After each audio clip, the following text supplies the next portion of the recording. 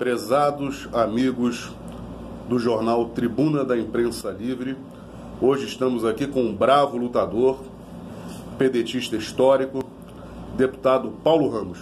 Paulo, obrigado pela participação. Precisamos atualizar as questões da conjuntura nacional e vamos já de cara falando dessa PEC paralela aí, que parece que amanhã o presidente do Senado, Alcolumbre, vai dar continuidade. Obrigado pela participação, fica à vontade, amigo. Nós temos um presidente da República democraticamente legitimado, porque foi eleito em eleições livres e diretas. Teve o apoio da maioria dos eleitores. Mas um candidato, um quadro político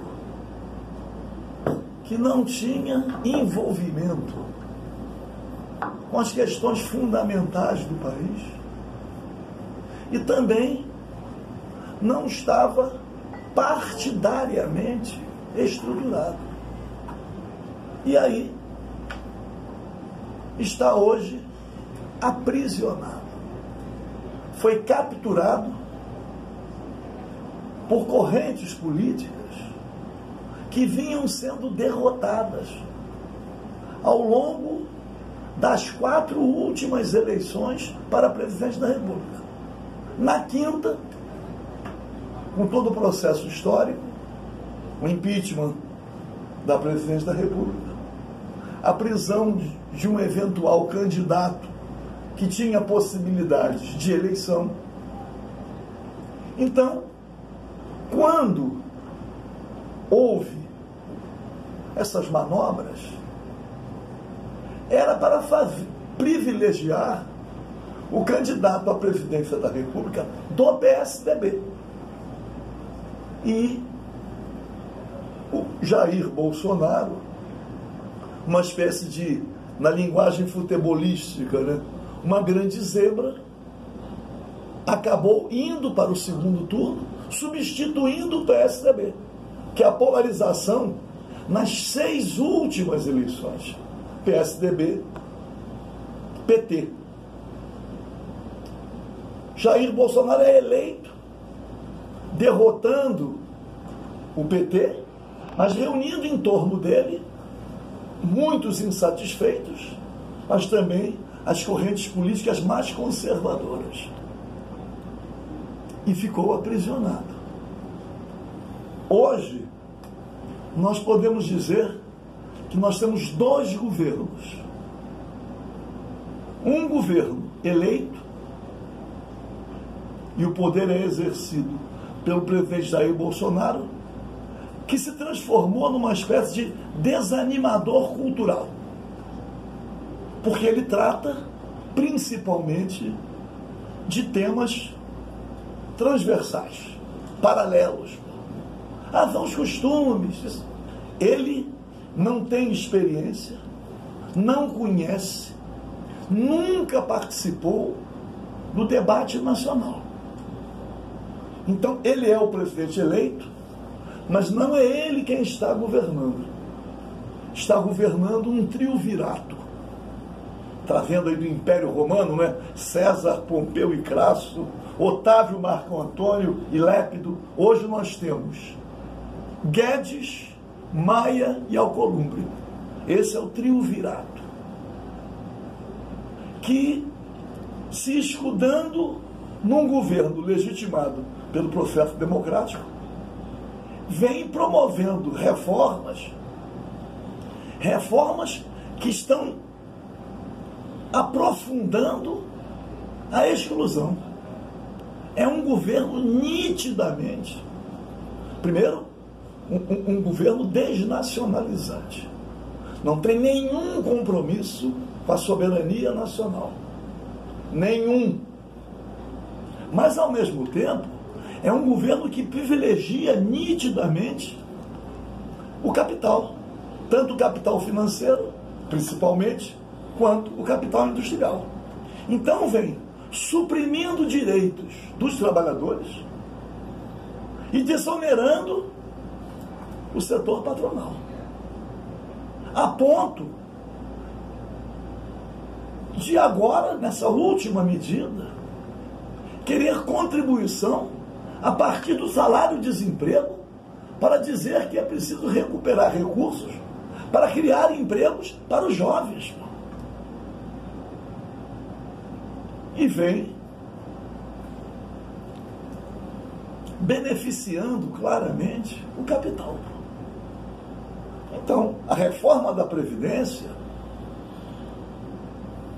cai pesadamente sobre quem ganha até 2, 3 salários mínimos. Então, nós estamos vendo que a miséria aumenta no país. Agora vem o IBGE e diz que são 13 milhões e meio de brasileiros na extrema pobreza. A extrema pobreza é um patamar acima da miséria absoluta. Então você tem a miséria absoluta, que não foi quantificada, e tem a extrema pobreza. Depois da extrema pobreza, ainda tem a pobreza. Então a maioria esmagadora do povo brasileiro ou está na miséria, ou está sobrevivendo com muita dificuldade. Com menos de R$100 por dia seria a extrema pobreza, né? Por mês. Então, o quadro está evidente. Por quê? A reforma da Previdência fez o que fez. Se vai economizar 800 bilhões em 10 anos, quem é que está pagando? Claro.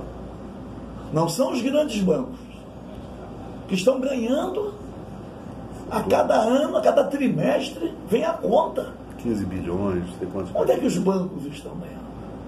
E ele vem desonerando o capital.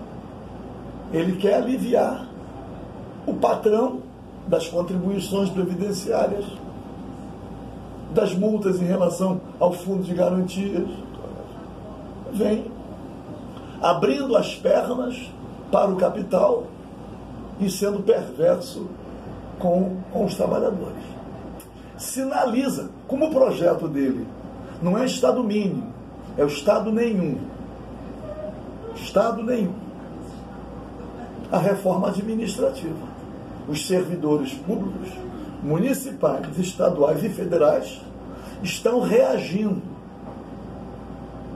Eu não acredito nessa reforma administrativa. Porque é uma confissão de desmonte do Estado. Já está retirando direito dos trabalhadores seletistas. Agora quer acabar com a estabilidade do servidor público. Quer reduzir salário, congelar. Ela chegou até ao atrevimento de querer congelar o salário mínimo. Claro. Congelar. Então, nós estamos vendo o que vem acontecendo em outros países. Aqui no Brasil está faltando pouco. Porque já não dá mais para enganar. Já há compreensão de que o governo Bolsonaro tem o Bolsonaro como titular na presidência da República, mas ele não tem conhecimento, não tem competência, não tem estrutura política para definir os destinos do país. Ele está aprisionado. Ousou, inclusive, através de medida provisória, praticamente retirar as atribuições específicas da Casa da Moeda. Quer privatizar a Eletrobras? Já entregou a BR Distribuidora? Já entregou os gasodutos? O Cavoduto é um exemplo assim tão gritante que a Petrobras privatizou e imediatamente alugou. Em pouco tempo, aquele dinheiro que eles dizem que o comprador investiu, a Petrobras já terá remunerado pagando o aluguel.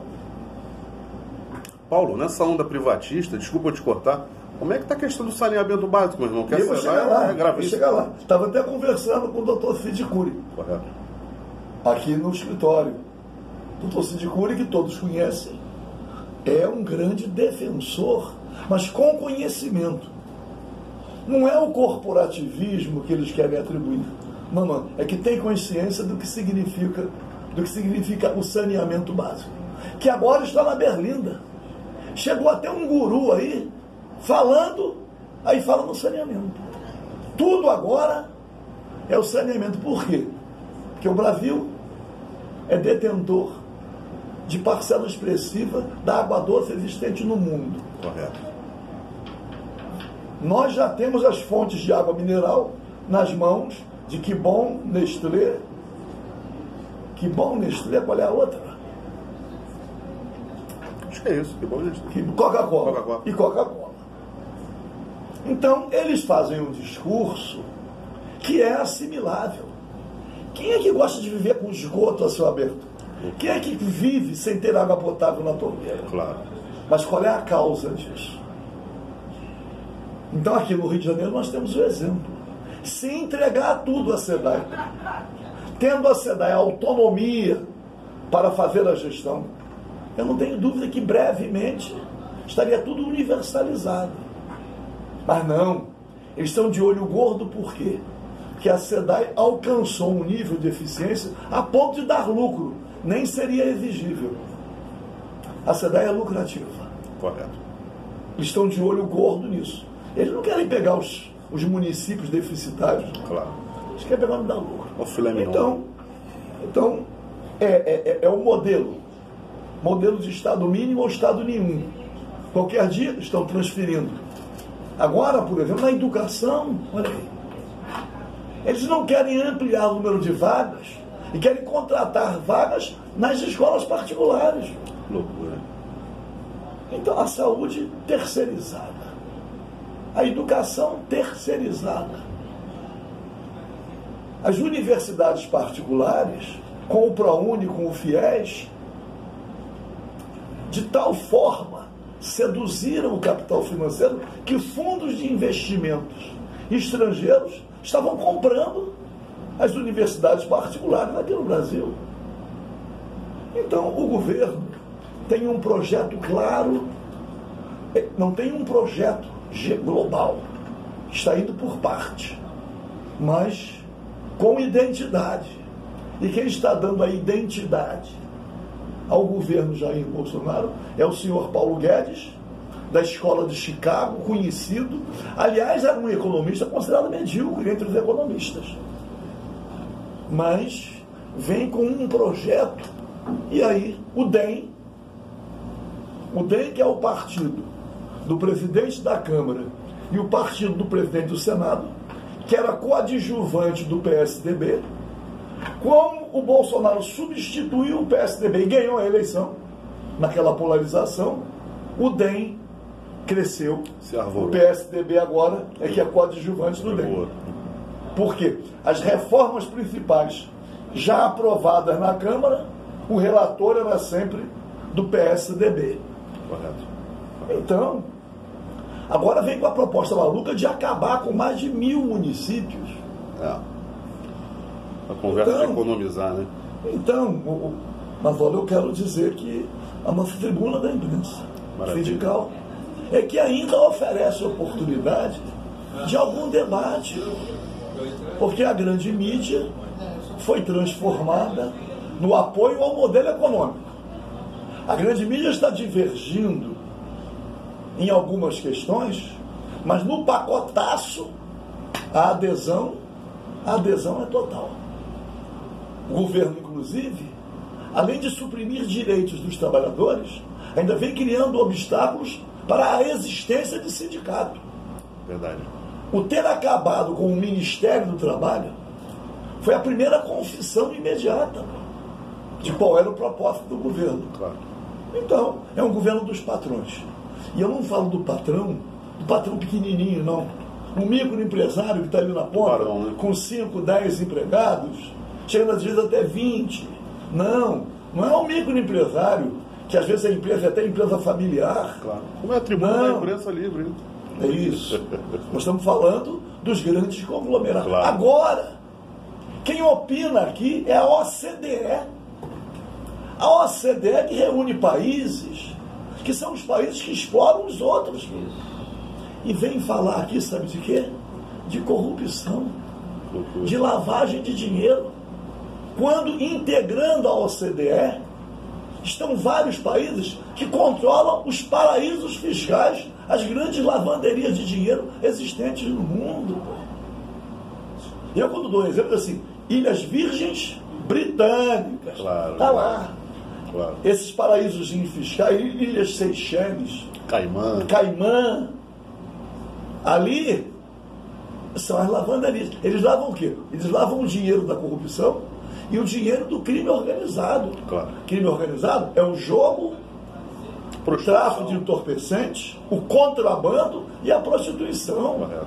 E também a corrupção, a lavagem do dinheiro. Claro. Então, lamentavelmente, estamos vivendo esta situação. É preciso que o povo, organizadamente, comece a se manifestar. Outros povos estão fazendo o mesmo. Esse modelo que eles estão correndo para aprofundar aqui é o do Chile, que vem desde o Pinochet. Que é preciso dizer que a política implementada pelo Pinochet no Chile se assemelha ao período pós-64. Então, projeto que não foi vitorioso, mas o povo chileno agora, está lá o presidente eleito, democraticamente eleito, mas está encurralado. Por quê? Porque a prova de que esse modelo não presta é o Chile, pô. Deu errado, foi mal. Deu ruim. E o povo está indo para a rua para exigir as verdadeiras transformações. Veja só, Paulo Guedes queria aqui criar uma capitalização, é o que tem no Chile. Claro. Chile ganhando menos de meio salário mínimo de aposentadoria e pagou a vida inteira. Mas os grandes fundos aqui do Brasil não deram certo? Porque... E KPM, GBOX tem um monte. Mão geral, de qualquer maneira, meu querido Mansola, agradecer a oportunidade. Nós precisamos de um projeto nacional. Perfeito. E um projeto nacional começa pela soberania. Soberania sobre os bens naturais. Soberania sobre a água. Soberania sobre o petróleo, sobre os minérios. Soberania. O povo brasileiro definindo o seu destino. Sem essa intervenção malandra que está aí, que já não é mais disfarçada. De qualquer maneira, vamos lá. A luta continua. Tribuna da Imprensa sindical. Olha aí. Para ajudar, para ser um instrumento, naturalmente, de esclarecimento, mas um instrumento de difusão daquilo que interessa à classe trabalhadora. Claro, a gente só pode, Paulo, agradecer a tua participação e dizer que você tem toda a razão em defender a soberania nacional e ser coerente da tua luta, e a tribuna seguirá sempre à disposição dos parlamentares que, de fato, defendem o interesse nacional. Paulo, obrigado pela luta, pela participação. A luta continua, vamos embora. E te aguardo na próxima sexta-feira, quando a nossa nova Tribuna da Imprensa Livre, também sindical, estará homenageando aqueles que, de fato, defendem o Estado Democrático de Direito e a soberania nacional. A partir das 17 horas, no 9º andar, Auditório Modesto da Silveira, na sede da OABRJ, uma série de lutadores estarão lá, inclusive você, e será um dia de congratulações, de confraternização daqueles que fazem a democracia do país acontecer de forma latente. Te deixar uma sugestão. Vamos tentar organizar um grande ato para homenagear o centenário do grande Osni Duarte Pereira. Está anotado, apoio e conte com a Tribuna da Imprensa Livre, meu irmão. É luta que segue. Obrigado pela participação.